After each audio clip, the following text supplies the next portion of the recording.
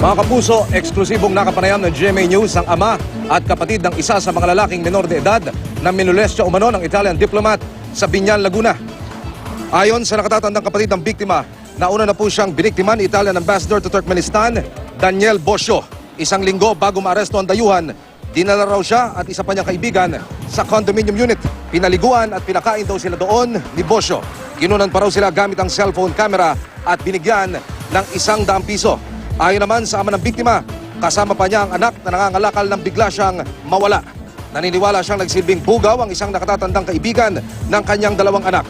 Para po sa kanya mga kapuso, dapat habang buhay na makulong ang Italian diplomat dahil sa umunoy ginawa niya sa kanyang mga anak. Galit na po ako yun.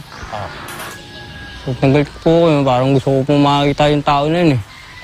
Dahil parang binaboy niyo po yung pagkatao. Mabigyan po ng katarungan yung ginawa niyo sa mga bata.